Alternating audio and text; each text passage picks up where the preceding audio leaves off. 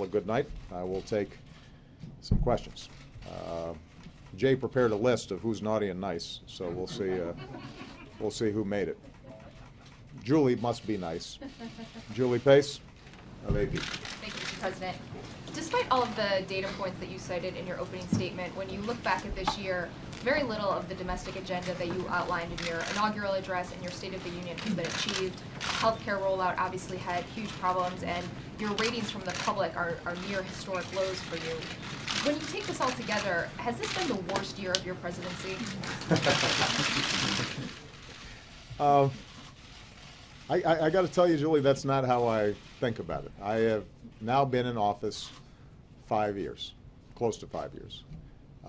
Was running for president for 2 years before that. And for those of you who've covered me during that time, we have had ups and we have had downs.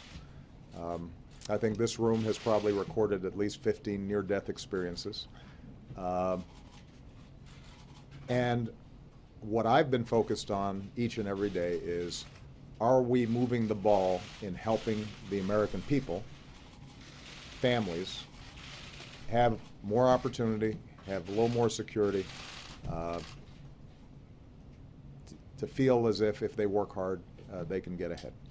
And if I look at this past year, there are areas where there obviously been some frustrations, where I wish Congress had moved more aggressively. Not passing background checks in the wake of Newtown is something that I continue to believe was a mistake. But then I also look at, because of the debate that occurred, all the work that's been done at state levels to increase gun safety and to make sure that we don't see tragedies like that happen again. There's a lot of focus on legislative activity at the congressional level. But even when Congress doesn't move on things they should move on, there are a whole bunch of things that we're still doing. So we don't always get attention for it, but the ConnectEd program that we announced, where we're going to be initiating wireless capacity in every classroom in America, will make a huge difference for kids all across this country and for teachers.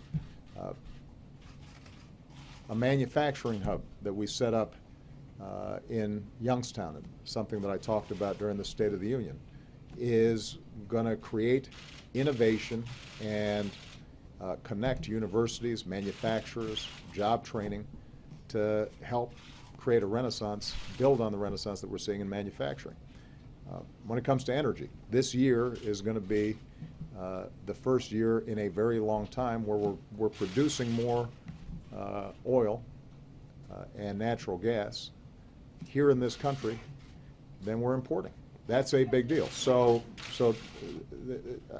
I understand the point that you're getting at, Julie, which is that a lot of our legislative initiatives in Congress have not moved forward as rapidly as I'd like.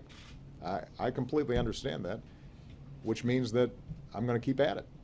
And if you look at, for example, immigration reform, probably the biggest thing that I've wanted to get done this year, we saw progress.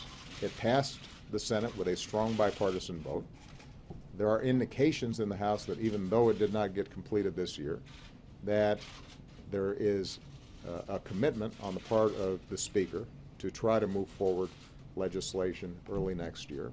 And the fact that it didn't hit the timeline that I'd prefer is obviously frustrating, but it's not something that I end up brooding a lot about. But sir, it's not just your legislative agenda. When you look at polling and you talk to Americans, they seem to have lost confidence in you, trust in you. Your credibility has taken a hit. Obviously, the health care law was a big part of that. So do you understand that that the public has changed in some way their view of you over this year? But Julie, I guess what I'm saying is, if you're measuring this by polls, my polls have gone up and down a lot through the course of my career.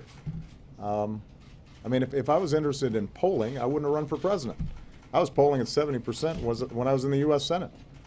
I took this job to deliver for the American people, and I knew and will continue to know that there are going to be ups and downs on it. You're right, the healthcare website problems were a source of great frustration, I think, in the last press conference I adequately discussed my frustrations on those. On the other hand, since that time, I now have a couple million people, maybe more, who are going to have health care on January 1st. And that is a big deal. That's why I ran for this office.